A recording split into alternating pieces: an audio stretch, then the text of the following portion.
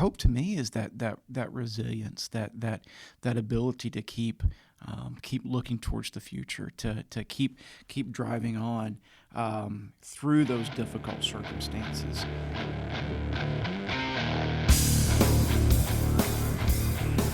Hello and welcome to this episode of Tinker Talks, the audio format podcast that discusses everything inside the fence of Tinker Air Force Base. I'm your host, April McDonald. Today's episode is part of our monthly AFMC Connect series.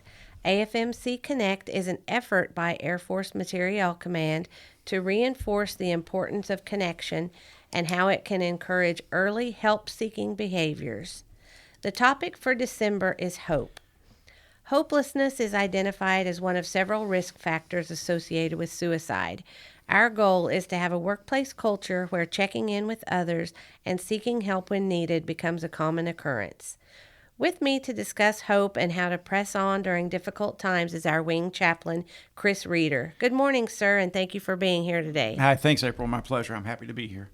So we'll just start out with what does hope mean to you, and how does it help us get through the struggles of everyday life? Yeah, April, that's a great question.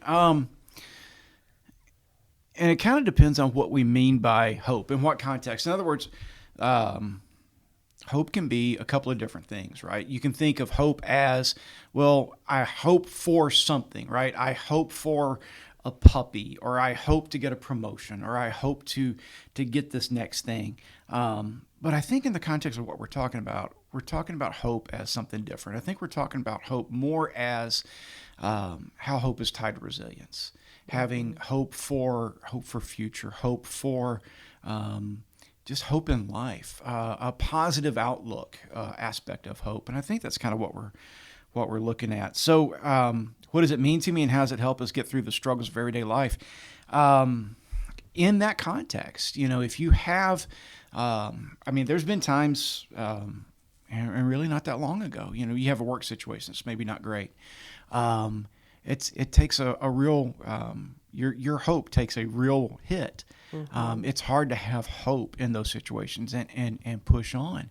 And so you have to try to find a way to find something positive to reflect on, to keep driving through those difficult times.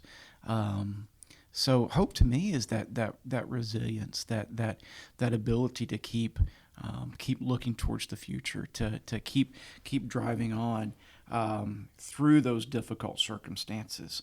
Paul tells us in Romans, be joyful in hope, patient in affliction, faithful in prayer. So, when we drive through those things, try to be patient and I think prayerful too. If you're asking what gets you through those times, Mm-hmm. Speaking for myself, prayer, even if it's just a prayer of, God, get me through this. Right. Those times, some of those prayers are the best prayers. Mm-hmm. They're the most sincere. So I think that's kind of what helps get me through the struggles. Yes. When I was thinking about this, I was thinking, hope it's not something somebody else can do for us. We have to do it ourselves, which makes it a little bit more difficult, I think. Yes. So I definitely agree that somebody can't do it for you. Does it come from ourselves? I don't know.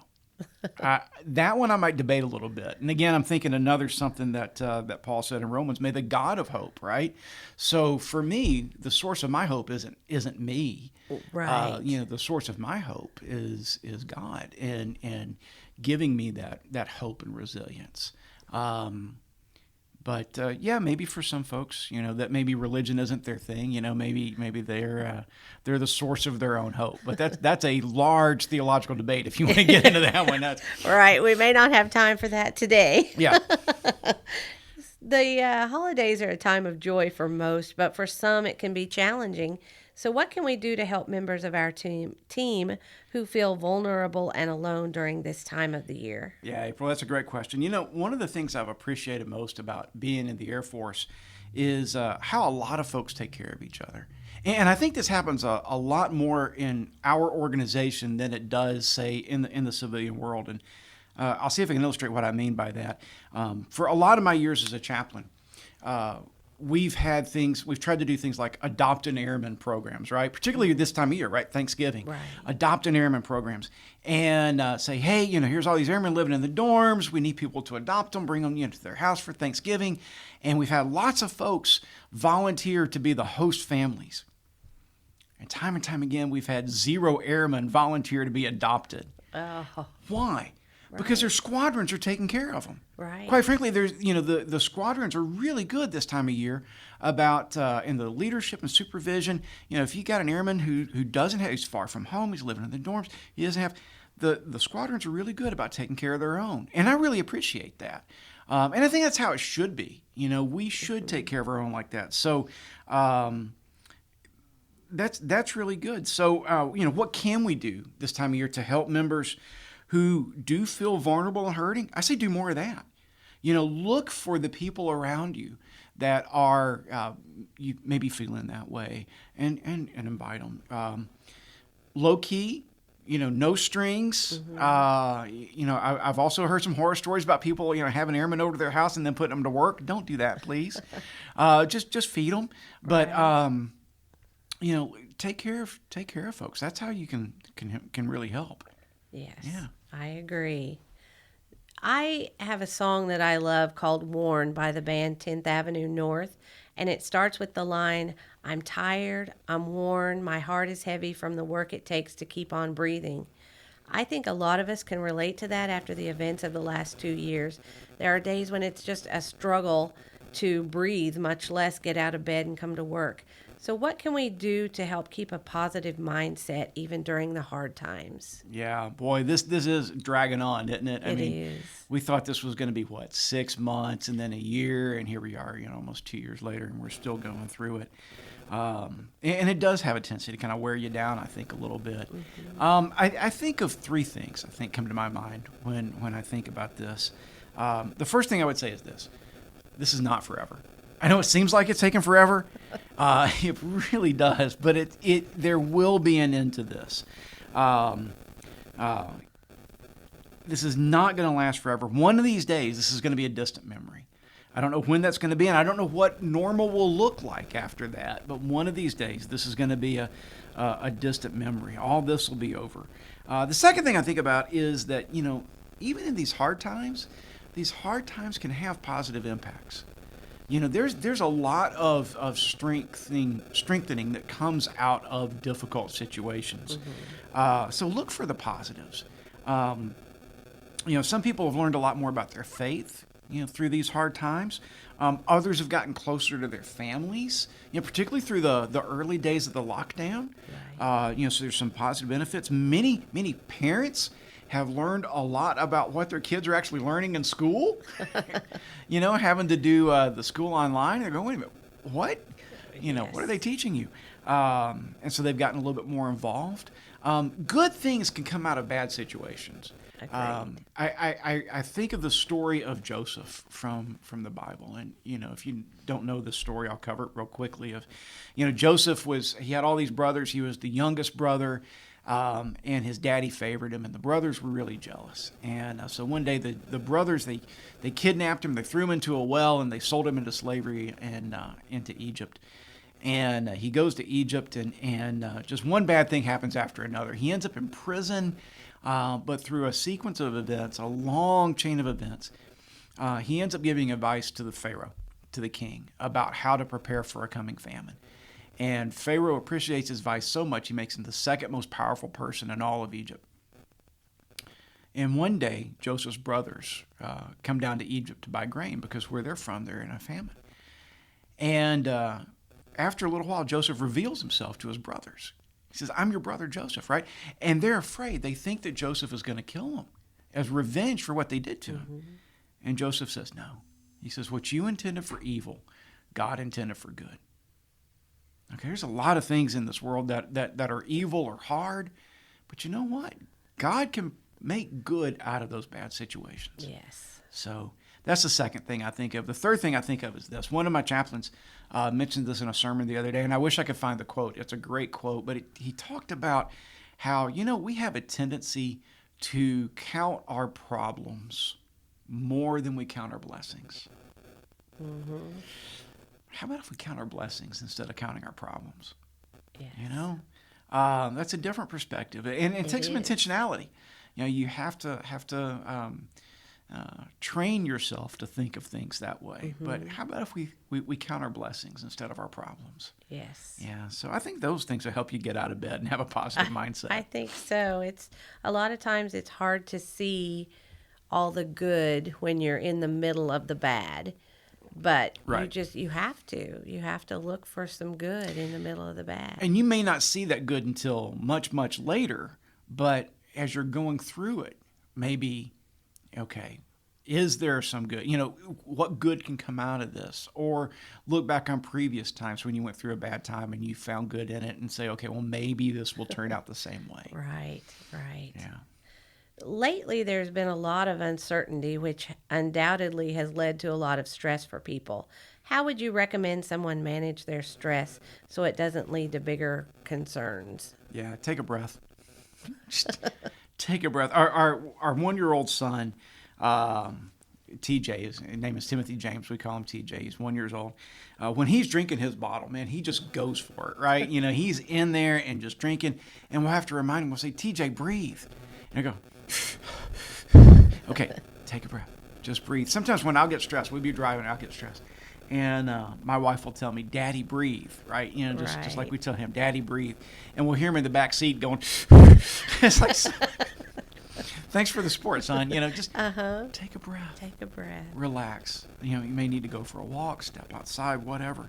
But take a breath. You know, there are things in life that we can control, and there are things in life that we can't.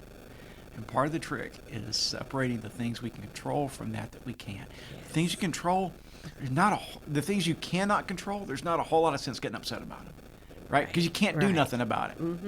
And the things that you can control, then work towards working that. And as I think about that, I'm reminded of the classic AA serenity prayer. You know, God grant me the serenity to accept the things I cannot change, the courage to change the things I can, and the wisdom to know the difference. Life isn't meant to be lived alone in our own little bubbles. For some, their lives revolve around their friendships on social media. While social media is helpful with keeping in touch with family and friends, it brings its own stressors. What advice would you give someone to help them unplug from social media? Yeah, put down your phone. And I say this completely cognizant of the fact that I walked in with 2 of the bloody things, you know. But, you know, them ain't your real friends. Right. Working on my doctorate, it goes into a little bit of generational studies on millennials and Gen Z and social media and the impact of social media. And there's a sociologist out of California named Jean M. Twenge, and she's written a couple of books, one called Generation Me and the other iGen.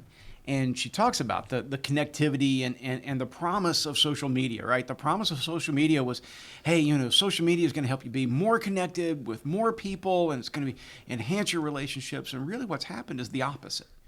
Is it's become this substitute, and a poor one at that. And people, and they found that, you know, you don't really have real connections. Right. They're fake connections. And they're not genuine. And I'll also think about a lot of times on social media, people feel more free to be unkind than they would be to your face. Yes. And that's a problem. And what happens is we then lack real face-to-face interpersonal relationship. And studies show people are happier with that, but they've replaced so much of it with social media. You know, put down the phone. Yes. You know, go outside. You know, go for a jog. Something. You know, go talk to somebody. You know, right. In-person interaction. Yes, I agree. I have a 14-year-old, and she has online friends, and she just stresses all the time over, well, this person's doing this or that, and I need to help them. No, you don't. No, and don't compare yourself to them either, right? Yeah. I mean, that's another problem with social media is, you know, you see these wonderful lives that people are leading on Instagram and everything. That's not real. It's not. You know, this This is people putting snapshots of their life out public, the best ones, the best moments of their life for everybody to look at. It paints the picture that this is their everyday life, and it's not. It's not. And you can't compare yourself to that. You cannot. It's definitely a struggle for even, my age and much less the younger people. Yep. So, and fortunately, my 1-year-old hasn't started doing that yet, so he doesn't. It's coming. Oh my God! You'll learn things. That was a prayer, by the way. Yes. You'll wonder, where did he learn? This. I wonder where he learns most of the stuff he knows now. Yes. So, do you have any tips on how to create a good work-life balance? Yeah, none. Absolutely none. I've got nothing on this one. We got a new superintendent at the chapel recently, and I thank God he's a blessing. But we had our staff meeting the other day, and he's going through his leadership philosophy, and one of his leadership philosophies is about work-life balance. And he looks over at me and he goes, "Sir, you're not doing this well." I'm like, yeah, thanks. I knew I got nothing. I mean, if I had any tips on a work-life balance, I would be more balanced myself. I got nothing. Oh, maybe we should get your new superintendent in here. Yeah, and maybe he's got some ideas. Have him help us out. Yeah. The chapel is a great place to start for those who have lost hope and are looking to find it. But where else should people go if they're struggling and need help? Yeah, nowhere, just the chapel.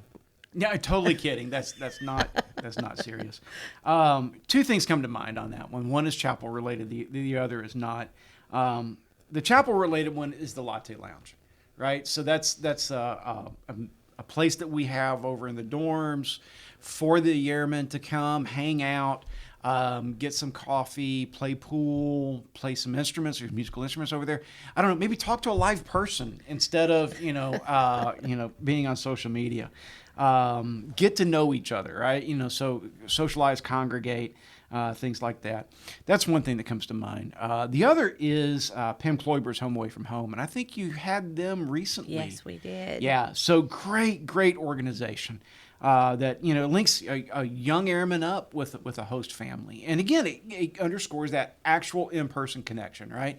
But gives them something more. I think that I was reading something just the other day about how our education system, for example, stovepipes kids into situations where they only know people their own age, right? Mm-hmm. And that's unprecedented in our history. But we stovepipe these kids; they don't know.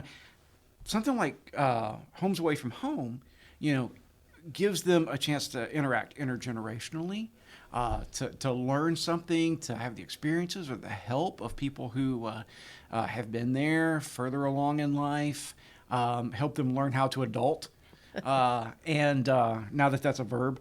And, I think that's just a great thing. I'm a firm believer in intergenerational ministry and intergenerational activities. Homes Away from Home is a great organization. Yes, it is.